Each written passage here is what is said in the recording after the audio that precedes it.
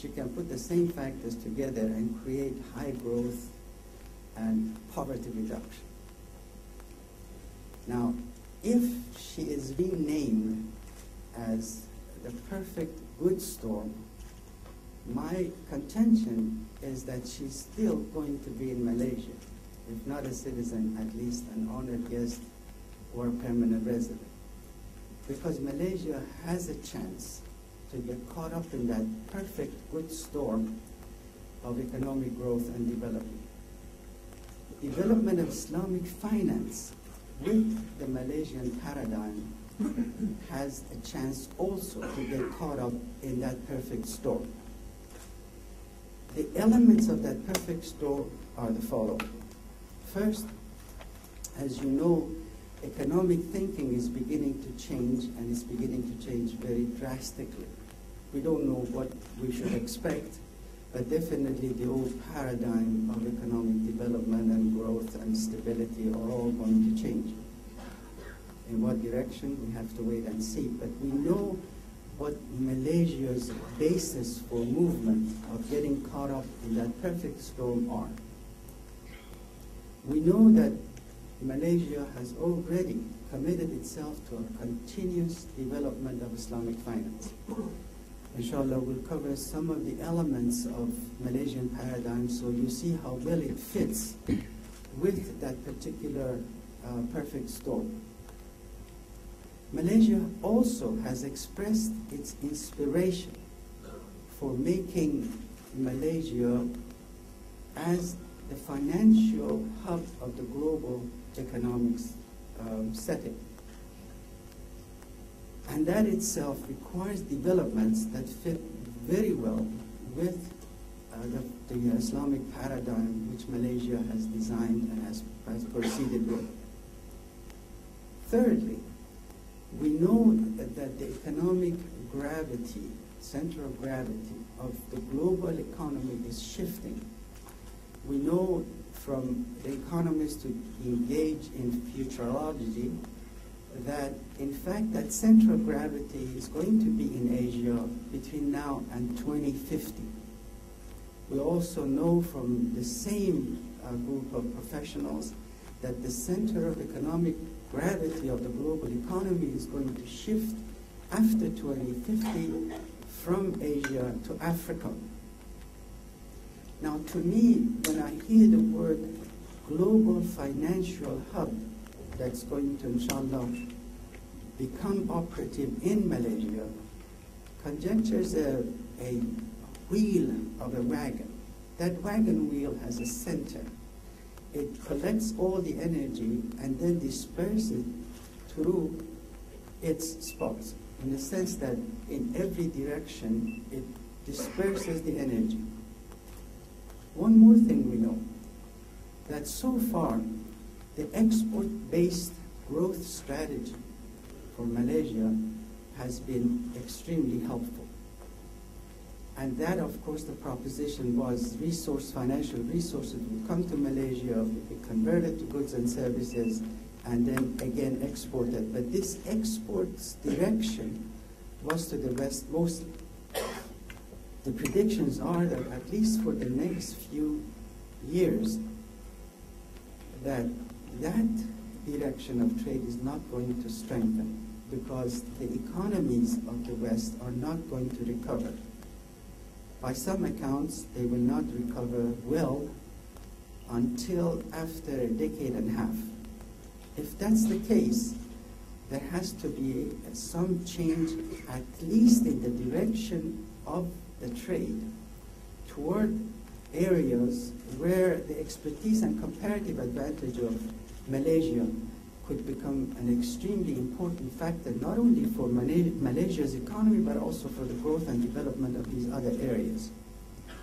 Now, as you know, the strategy that was followed by the West, where Malaysia became part of using the Western financial resources and then creating income and employment domestically, but also producing goods and services with its comparative advantage and then sending it to the West, it first followed the money, the financial resources that came from the West.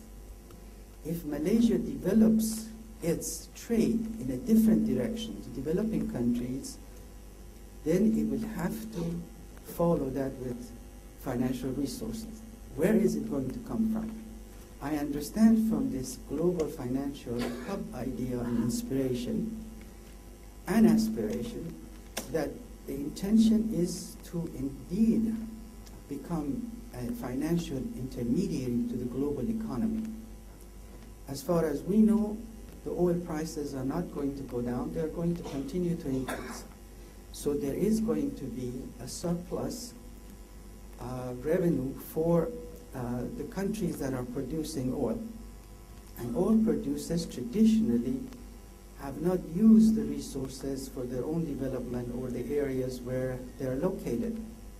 And they have always sent it out, mostly at least, most of those resources have found their way to the international financial centers. Malaysia becoming a financial hub of the global economy will then attract these resources here. And then it can disperse it to the rest of the developing world along with its technological advancements and along with the product comparative advantage to do what it itself did for itself with these countries. Again, in order to do that, Malaysia has to develop its financial sector, because without developing the financial sector, it isn't going to happen that Malaysia can in fact become the global hub of the international system.